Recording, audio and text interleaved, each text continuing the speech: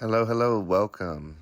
This is a tutorial of stencil cutting 101 that I use for my t-shirt airbrush portraits. For starters, I like to use a number 11 X-acto blade. That is the blade that I like to use because it has a nice pointed tip. It's not rounded or anything. And that's what you're going to essentially use to get through the Pellon paper that I'm cutting these stencils out of.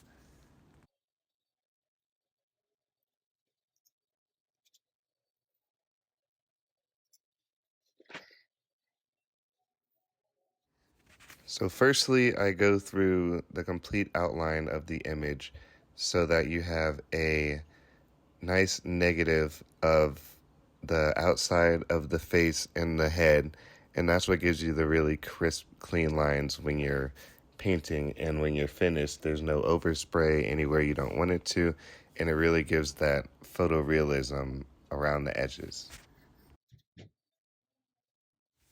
So as I'm cutting, I keep in mind that you don't want to do any complete circles or any complete connections with your cuts. Otherwise, you're going to get flimsy pieces of the Pellon paper, the stencil, in between every one of your cuts. So you have to leave enough body or meat in between each cut so your stencil doesn't just fall apart. You want it to keep its shape no matter what. So that's why every one of my cuts looks more like a stroke than anything else. You don't want your strokes to be too thick, otherwise you run the risk of it really having a big blotchy line rather than a thin hairline that you can blend out with your airbrush colors. The most important spots to get are going to be the dark parts of the mouth, which are usually the corners, and underneath where the shadows are, as well as the nostrils and the eyes. Those are the primary pieces that you want because that kind of centers everything. And if you've ever done a portrait before, the most unappealing part is when the eyes, nose, and mouth are not lined up correctly. Everything else, cutting out the earrings, the lines of her her headwear here, those are pretty optional to cut fully and really in detail because, again, you're just mapping everything out. If you've ever painted on a t-shirt before, you know how the pencil lines can really be a bother. And after you do a base coat, if you're working on a colored surface or anything, you tend to lose those guidelines and end up guessing later or referring back to your reference. So the good thing about these stencils is once you're working, you can do a base color and then you line the stencil right back up and you can lightly dust through and get your exact lines the way they were at the beginning. There's no guesswork to it. So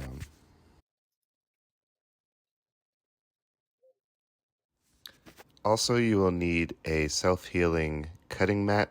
That's what I'm using underneath my Pellon paper so you don't ruin any surfaces that you may be cutting on. And if you use anything else like glass or cardboard, you're just going to end up dulling your blade faster than you like to. And in this tutorial, it took me a little bit less than an hour, and I think I went through 2 blades for it. You can also use less blades if you don't use as much pressure, but for me, myself, the more I use, the more pressure I start using once it gets a little harder to get through the Pellon paper. And just like anything, the duller your tool, the more chances you have of getting hurt. So I just would rather change blades than hurt myself.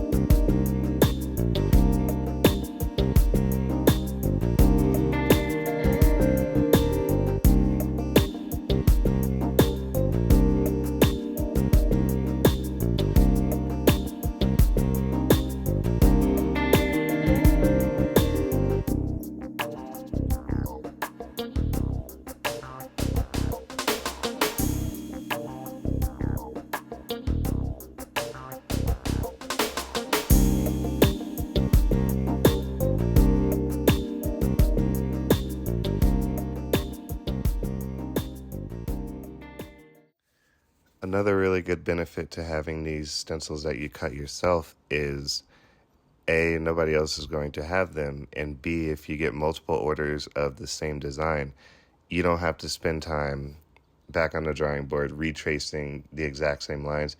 You just put stencil right back on there and boom, you're already, 50% done with your painting, which is the sketching and everything like that.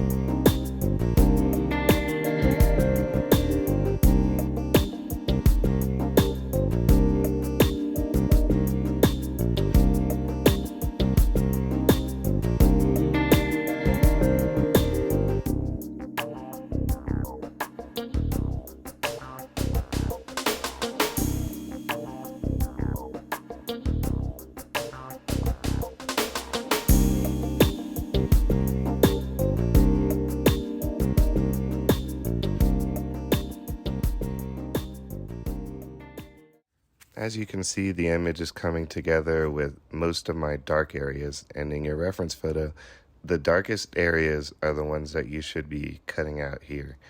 Those are really going to be good waypoints when you're trying to fill in all the colors later in your reference photo, and you really know exactly where everything's going to be.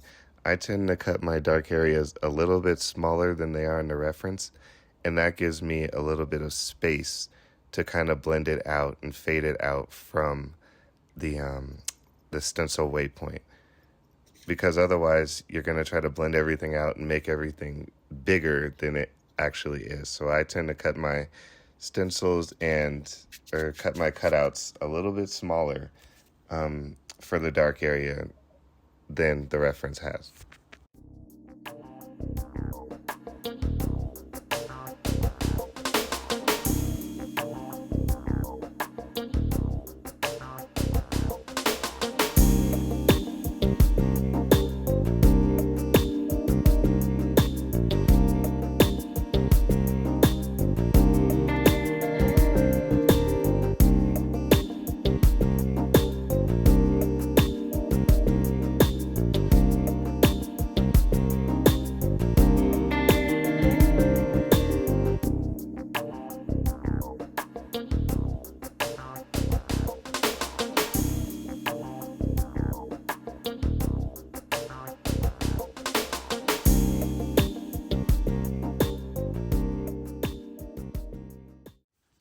It should also be noted that the beauty of having a stencil like this is if you've ever tried to draw from a projector or even just sketching on an easel, with every point of pressure that you do to draw, the easel, will slightly tilt every time. So if you're working with a projector onto an easel, every time you push onto the easel, it's distorting the image. So it's never really going to be perfect as long as you're applying that pressure, which is needed to get the sketch onto the t-shirt if you're using a pencil, for instance.